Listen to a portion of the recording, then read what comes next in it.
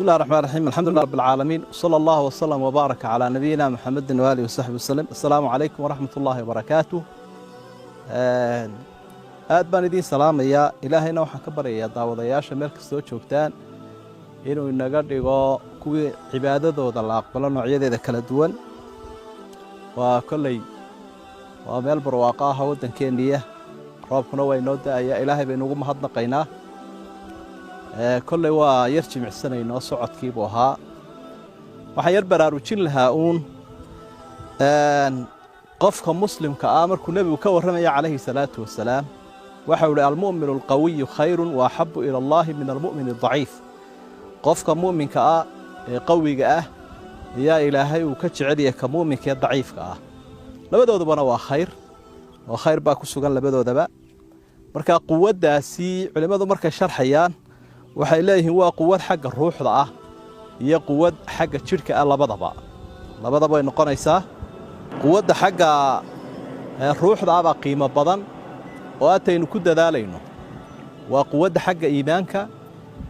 xagga macna caqiidada iyo cibaadada iyo xagga cilmiga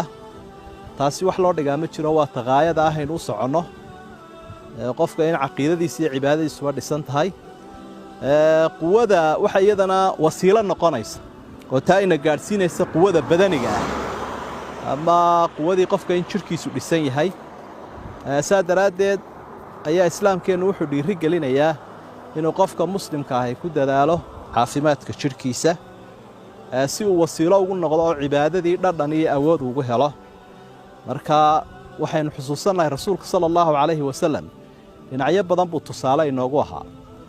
waxyaabuu tusaalaha inoogu ahaa waxaa ka mid ah caafimaadka waxaa ka mid ahaa cibaadada quramaha ee caafimaadka ka mid ahaa saa daraaddeed baa rasuulku sala allahu calayhi wasalam wuxuu ka qaybgeli jiray tartankii xagga marka la eego legdanka oo maalin maalmaha ka mida nin rukaanata ibnu yaziid ibnu rukaana la yidhaahdo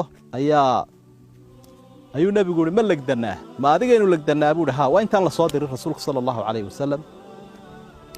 3 jeer bay ninkii legdameenoo 3dii jeerba dhulku dhigay 3 neef oo adhiyahoo sharad ahaana wuu ka qaatay waa intii aan sharadka la xaaraantinimaynin waxaynu uga jeednaa markii dambe aduu ninkii 3dii neefna wuu celiyey ninkii wuxuu yidhi waxay taasi sabab iigu noqotay inaan islaamo oo waxaan gartay maadaama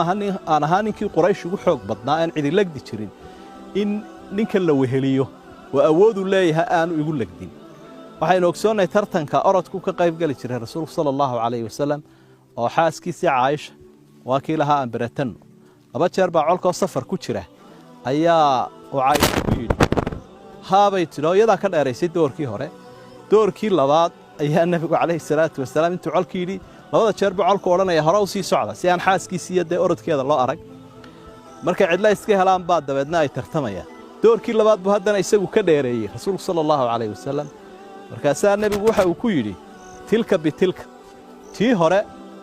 ayaad u dhigaysaa tan maanta doorkii hore adaa iga dheereeyey doorkanna anaa kaa dheereeyey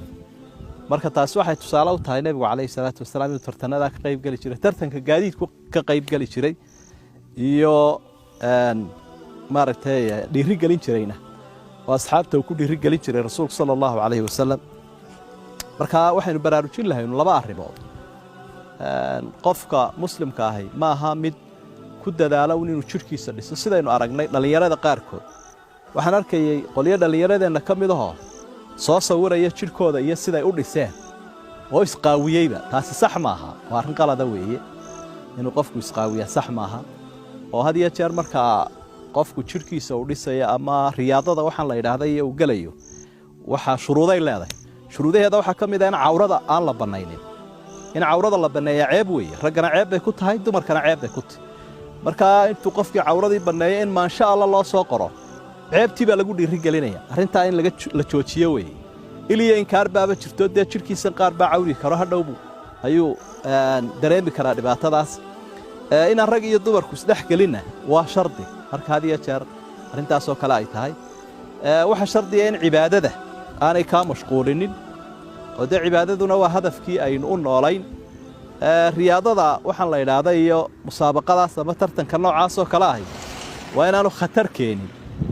oo haddii khatari ay ku imanayso jidhkaaga sida dee aynu aragnay gaalada ay mararka qaarkood ee qofka naftiisiiba khatar galayso sax maaha waa inaan khatar la gelinin sidoo kale xayawaanka la isku diraa oo dadku ay daawadaan marka shuruudahaasaa jira markay tahay mid haddaba hufan waa laga maarmaan marka qofkii inuu jidhkiisii dhiso oo ruuxdiisii dhiso labadaba innagaa u baahan ma aha qofku qof jidhkiisii qura ku dadaalaya qof jidhkiina dayacay ruuxdiina dayacayna ma aha laakiin waa in labadiisuba dhisnaadaan oo waxaynu doonaynaa almu'minu alqawiy sidaa nebigu uu sheegay haddaad qur-aanka kariimka akhrido waxaad arkaysaa qisadii ninkii daaluud la odhan jiray boqorkii reer banu israa'iil waxa lagu doorto qur-aanku uu tilmaamay wazaadahu basطatan fi alcilmi waaljismi waxa uu leeyahay awood xagga jidhka ah iyo aqoon xagga dagaalka ah marka awood iyo aqoon labadaasaa lagu doortay marka xaqiiqatan dee waxaynu qisooyinku aad iyo aad bay u badan yihiin waxaynu soo koobi karna maaha marka qofka muslimkii maaha kawma min ashaxm kuus xaydhoo meel iska fadhiya maaha waa qof siduu cibaadadiisii riyaado ugu helo awood ugu helo macaan ugu helo caafimaadkiisana wuu danaynaya ila nebigu wuxuu uhi inna lijasadika calayka xaqan jidhkaaga xil baa kaa saaranoo xaq buu kugu leeyay buu nebigu uhi calayhi salaatu wasalaam marka awalan ruuxdaynu danaynaynaa iyo awoodday leedahay caafimaadka jidhkeennana waynu danaynaynaa markaa sidaasaynu kelmaddan ugu qaadannay maanta aynu baraarujinayno inuu qofku ku dadaalo dhaqdhaqaaqa qofka muslimka ah oo kolba wixii uu kari karaya hadday socod tahay iyo haddii ay tahay orodkii iyo haddii ay tahay dhismihii kale jidhkiisa uu dhisayay intaasaynu galabta baraarujin lahayn anigu runtii ma ihi hawlahaasaan maaragtay nin ku fiicanahay ma ihi galabta inkastoon dee jimcisanaynay oo rabadaanba ha ahaatee aan iska soconaynay haddana waa arrin u baahan inay dadku ku baraarugaan oo dadka qaarkoodna waxay ku sameeyaan quluwiyo waxay aaminsan yihiin wixii oo dhammiba in la soo xidhay oo qofku halkiisa uu iska fadhiyo dadka qaarkoodna waxay aaminsan yihiin inay gaalada ku daydaanoo muruqyadu la dhiso macno kale aan la keenin labadaa qolaa loo dhaxaynaya qofkii jidhkiisiina waa inuu dhisaa ruuxdiisiina waa inuu dhisaa markaa xadgudubna male gawadfalna male nebigeennaana meel walba tusaale wanaagsan inoogu ah ilaahay waxaan ka baryayaa idinka iyo aniga iyo innagaba inuu cudurradaas laga cabsi qabanay naga badbaadiyo cibaadadeennana uu aqbalo cisi iyo sharafna uuna siiyo sidaasaynu ilaahay ka baryaynaa jannadana ilaahay uu nagu casuumo cadaabkiisana inaga badbaadiyo aad iyo aad baa u mahadsantihiin waana idiin soo ducaynaynaa idinkuna way idinoo soo ducayn wajazaakum allahu khayran